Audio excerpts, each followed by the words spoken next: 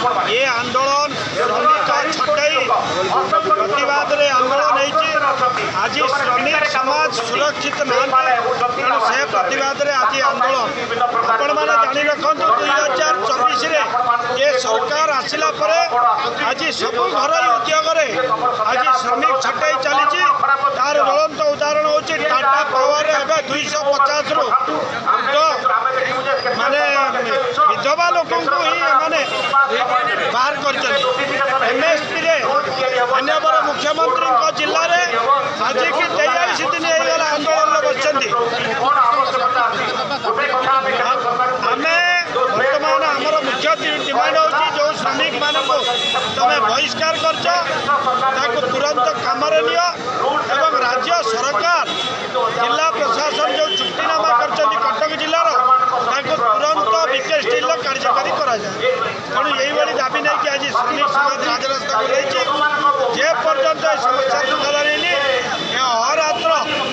चलो आंदोलन आपण मैंने भी देखिपारे आज ऑल ओडिशार घर उद्योगर श्रमिक मैंने आज टाटा पावर लोक आसती स्टील सेक्टर पोर्ट रु आसती इलेक्ट्रिसिटी आज जिते स्पंज आयरन कारखाना कागज कागज सब जगह केन्दुझर जिला एमएसपी स्पंज आयरन मजदूर संघर सुपरवाइजर अच्छी देखो मुख्यमंत्री जिला जानते केन्दुझर जिला गोटे कल कारखाना माइंस भरपूर थी गोटे जिला अधिकांश लोक श्रमिक श्रेणी काम श्रमिक श्रेणी कारखाना माइंस कम किंतु बर्तमान देखा प्रत्येक माइंस और कारखाना गुड़े इनलिगाल बेआईन भाव में श्रमिक मान केन्दुझर जिले में सब अणओडिया मैंने आसिक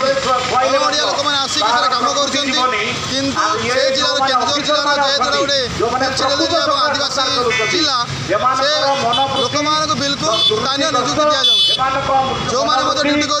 बेआईन भाव में छटाई कर दि जाऊँगी बिना कौन कारण जे निज अधिकार विषय कहला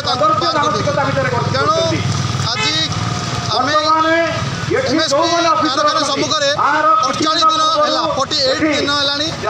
शांतिपूर्ण धारण में आम बसीचु कि कौन सरकार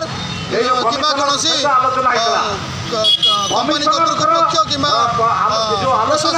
शुणी जाऊना आज आम बाध्य आसीचु जो 60 जन भाई मानक बेआईन भाव में बाहर कर दि जाए स्थानीय श्रमिक मानक आज आम भुवनेश्वर श्रम कमिशनर ऑफिस सामने आज